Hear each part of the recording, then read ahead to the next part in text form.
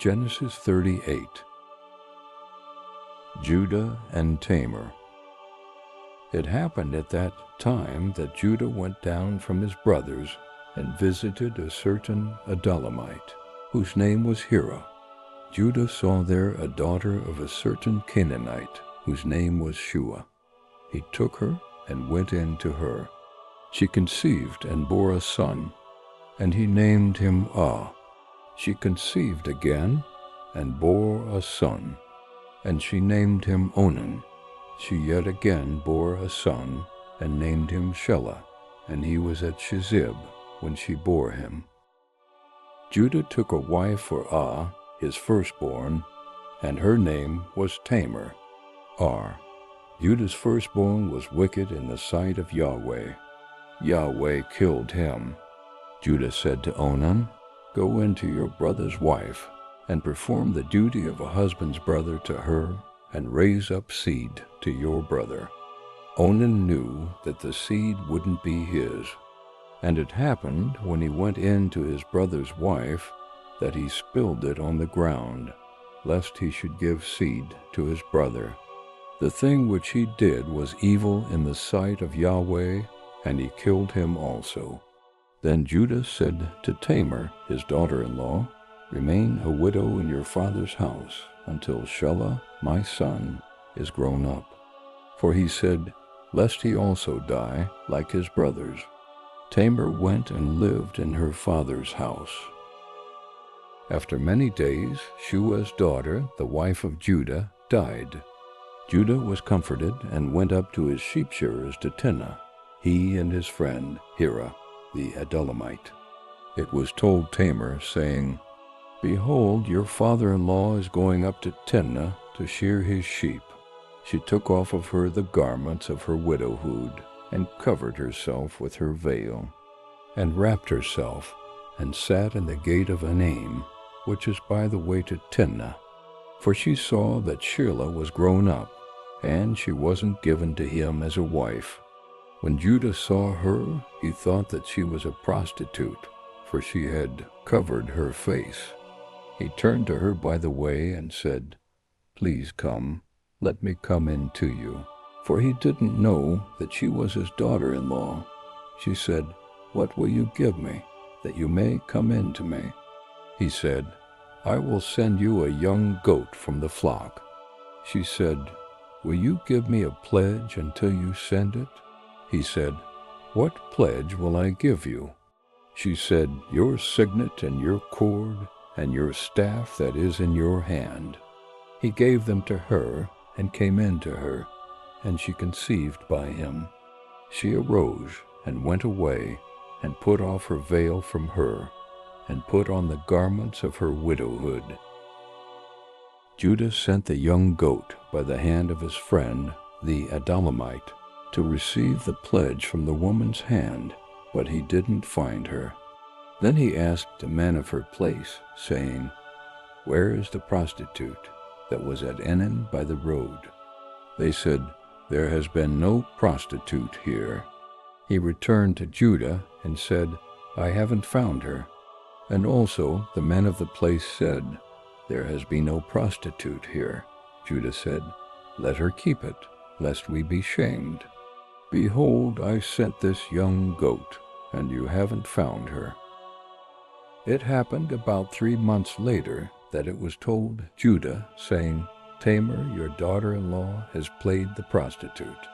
And moreover, behold, she is with child by prostitution." Judah said, "Bring her out, and let her be burnt." When she was brought out, she sent to her father-in-law, saying, "By the man whose these are, I am with child." She also said, "Please discern whose are these, the signet, and the cords, and the staff." Judah acknowledged them, and said, "She is more righteous than I, because I didn't give her to Shelah, my son." He knew her again no more. The birth of Perez and Zerah. It happened in the time of her travail, that, behold, twins were in her womb. When she travailed, one put out a hand, and the midwife took and tied a scarlet thread on his hand, saying, "This came out first." It happened, as he drew back his hand, that, behold, his brother came out, and she said, "Why have you made a breach for yourself?" Therefore his name was called Perez. Afterward his brother came out, that had the scarlet thread on his hand, and his name was called Zerah. Genesis 39. Joseph and Potiphar's wife. Joseph was brought down to Egypt. Potiphar, an officer of Pharaoh's, the captain of the guard, an Egyptian, bought him from the hand of the Ishmaelites that had brought him down there. Yahweh was with Joseph, and he was a prosperous man. He was in the house of his master the Egyptian. His master saw that Yahweh was with him, and that Yahweh made all that he did prosper in his hand. Joseph found favor in his sight. He ministered to him, and he made him overseer over his house, and all that he had he put into his hand. It happened from the time that he made him overseer in his house, and over all that he had, that Yahweh blessed the Egyptian's house for Joseph's sake. And the blessing of Yahweh was on all that he had, in the house and in the field. He left all that he had in Joseph's hand. He didn't concern himself with anything, except for the food which he ate. Joseph was well built and handsome. It happened after these things that his master's wife cast her eyes on Joseph, and she said, "Lie with me."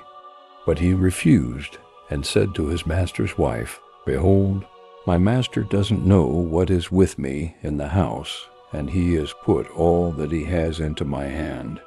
He isn't greater in this house than I, neither has he kept back anything from me but you, because you are his wife.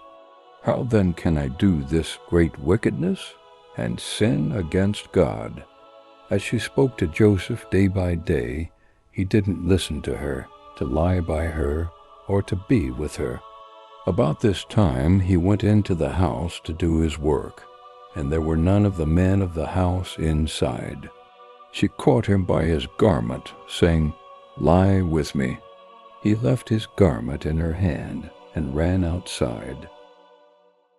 Joseph falsely imprisoned. When she saw that he had left his garment in her hand and had run outside, she called to the men of her house and spoke to them, saying, "Behold, he has brought in a Hebrew to us to mock us. He came in to me to lie with me, and I cried with a loud voice. It happened when he heard that I lifted up my voice and cried, that he left his garment by me and ran outside. She laid up his garment by her until his master came home. She spoke to him according to these words, saying, 'The Hebrew servant whom you have brought to us came in to me to mock me.' And it happened, as I lifted up my voice and cried, that he left his garment by me and ran outside. It happened when his master heard the words of his wife, which she spoke to him, saying, 'This is what your servant did to me,' that his wrath was kindled. Joseph's master took him and put him into the prison, the place where the king's prisoners were bound, and he was there in custody. But Yahweh was with Joseph and showed kindness to him, and gave him favor in the sight of the keeper of the prison. The keeper of the prison committed to Joseph's hand all the prisoners who were in the prison. Whatever they did there, he was responsible for it. The keeper of the prison didn't look after anything that was under his hand, because Yahweh was with him. And that which he did, Yahweh made it prosper.